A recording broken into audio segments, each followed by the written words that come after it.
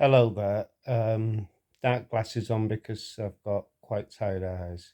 I would just, I don't know why I'm doing this. I've recently found out I've got, let me read the front of the book. Acute Myeloid Leukemia, AML.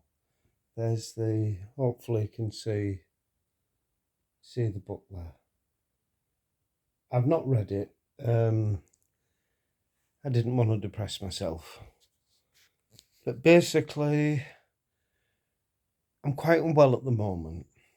Like I say, I don't know why I'm doing this. It's maybe I'm trying to be positive and I'm hoping I can recover and I can do more than one and we shall see.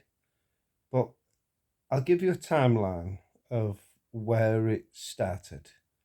On the 10th September, I was off to the lovely city of Gdansk in Poland, and it didn't get off to the best of starts. I was feeling a little under the weather when I got there. Nothing, nothing major, just a little bit cold and chilly. Long story short, I couldn't find my apartment, etc. Blah blah blah. Ended up staying in the hostel overnight and just went to bed. The next morning, I found my apartment and I didn't feel too bad on the 11th September.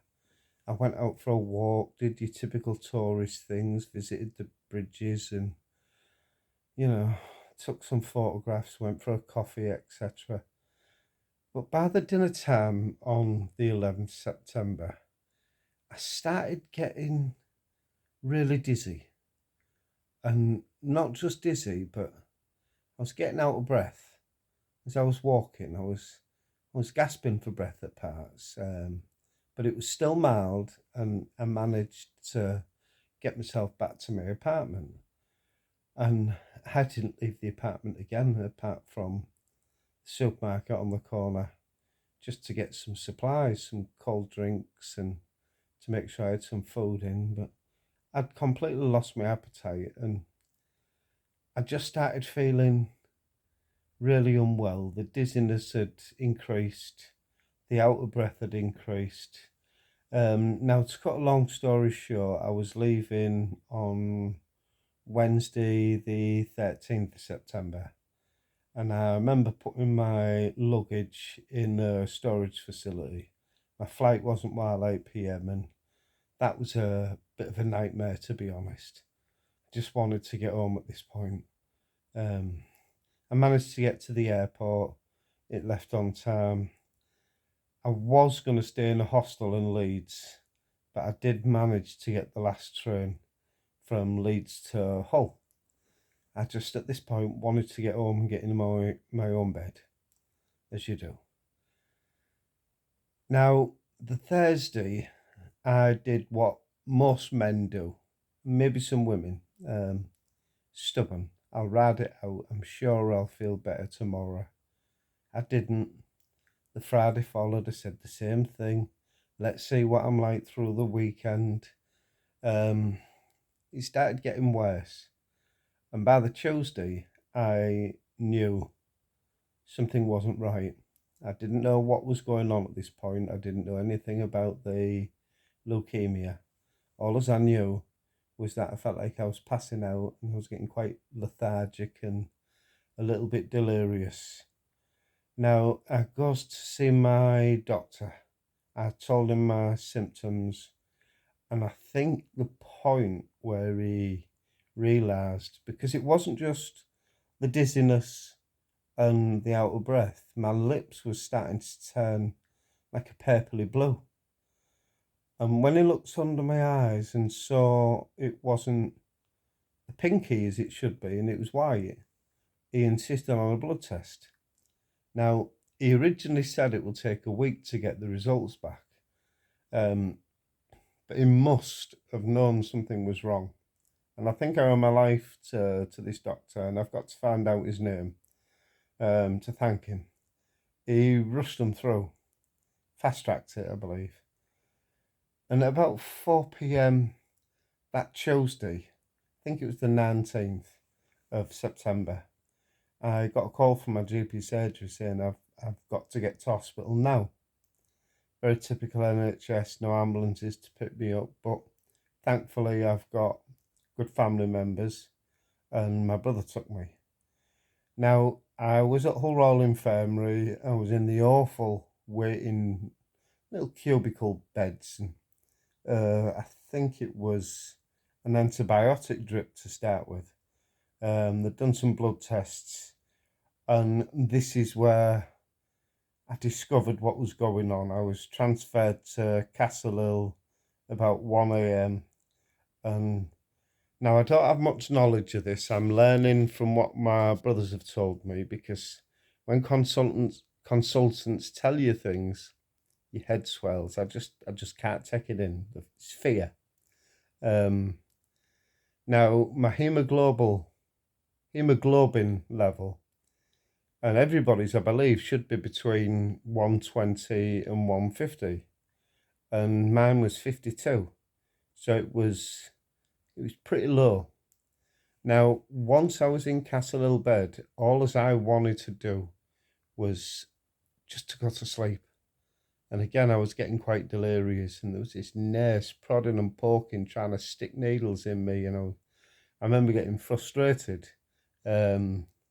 Not so much at the nurse. They do a wonderful job at Castle Hill Hospital, and I can't praise them enough. They're incredible. So if any of you are listening to this, you've absolutely been amazing looking after me. Anyway, another nurse came and she calmed me down, and she told me it was important that I had a blood transfusion. And so I let them do what they did. Blood transfusion, fell asleep, sweating like crazy, very uncomfortable night. But after four transfusions, I did start picking up late Tuesday. The blood, I'm sure anybody with knowledge, a blood transfusion picks you up and it just gives you that little boost. And that's exactly what it did. And over the course of the next few days, my hemoglobin level had raised to 70, which was a big improvement from, I think, 52. But then it went up again to 73. And now this was the Friday, which I believe 22nd. I might be wrong. September.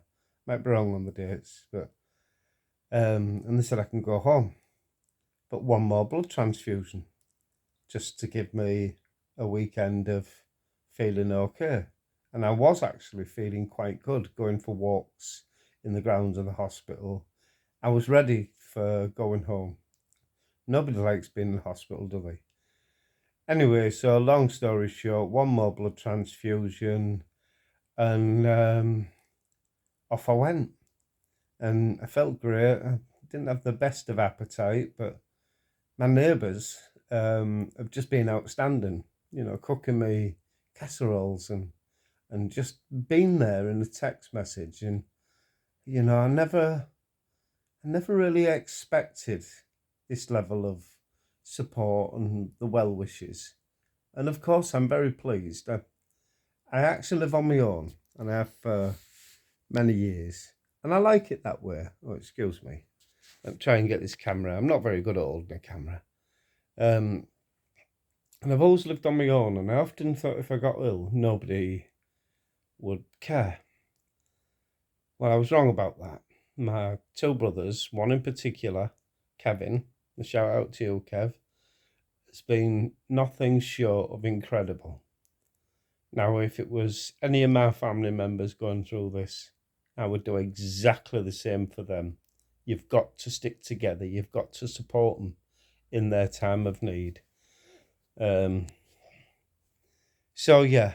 Now the results. I've also forgot to mention. On the Tuesday, I had a bone marrow biopsy.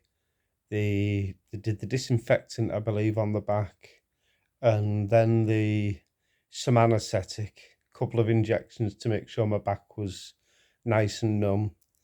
The first needle went in for what I believe, and like I say, I'm not clued up on this, was the liquid bone marrow. Now that wasn't too bad. And I was in like a fetal position, squeezing onto a mirror thinking, I don't know what to expect. And of course, it's natural to be frightened, which I was.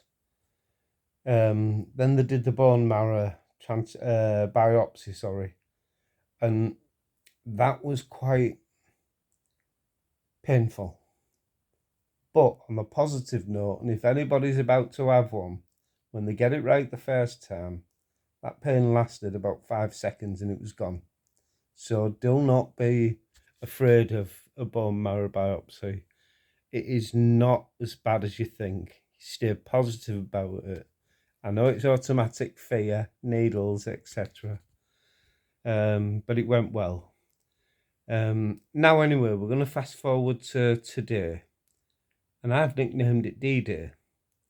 And I've had a lot of positivity going on over the last week. But there's also been, when I'm by myself, I have time to think. And that's where the negativity comes in. And it's been difficult. And I've been quite emotional. I'm on a few medications. And one of them is, let me see above, ciprofloxacin. Ciprofloxacin, yeah. I have a couple of them a day. Don't know what that's for. And the other one is aciclovir. ACICLOVIR. Again, one twice a day. And also, oddly enough, paracetamols for painkillers.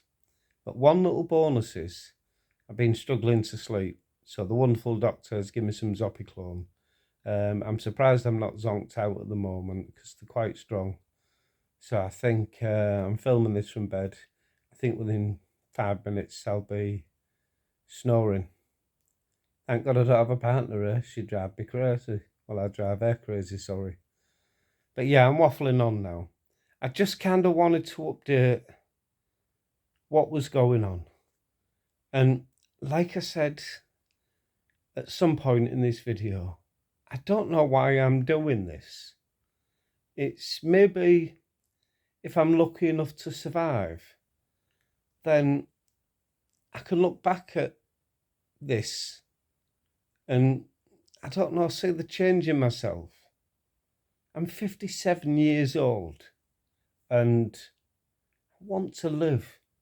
I've enjoyed trips this year to Poznan and Wrocław, and Gdansk was an absolute nightmare, and I would love to go back.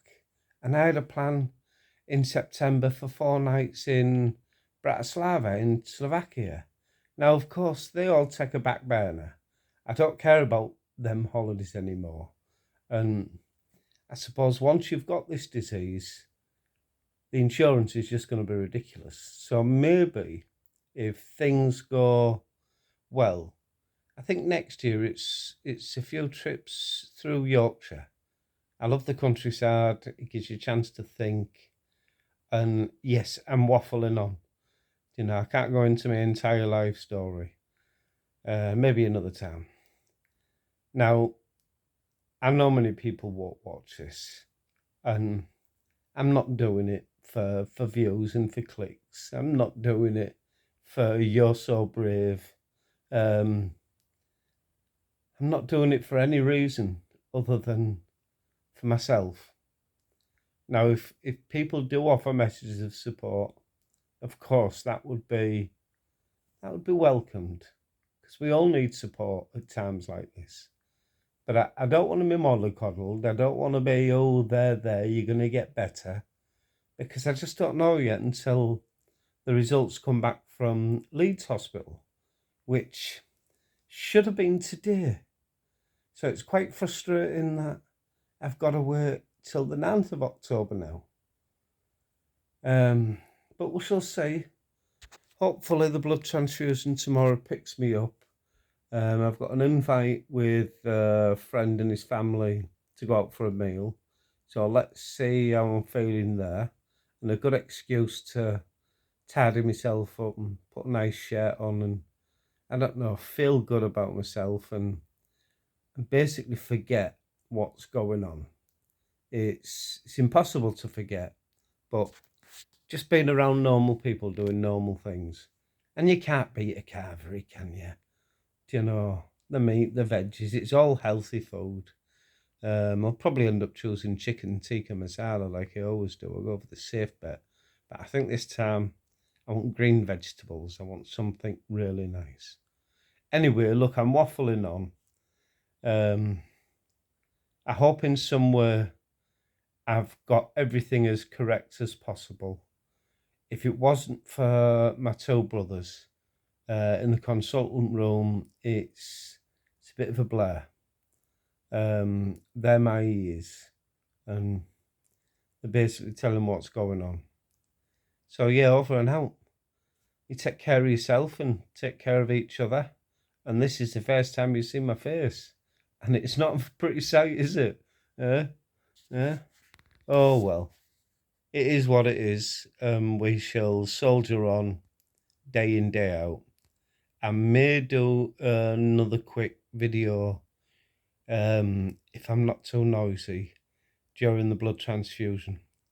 And on the positive side, I'm going to take a flask of tea and some biscuits, because they took hours coming round last week, and I'm like, where's this bloody cup of tea? You know, I'm parched. You know what us Brits are like for old bro. Anyway, I'll end now, and you take care of yourself and take care of each other. Bye.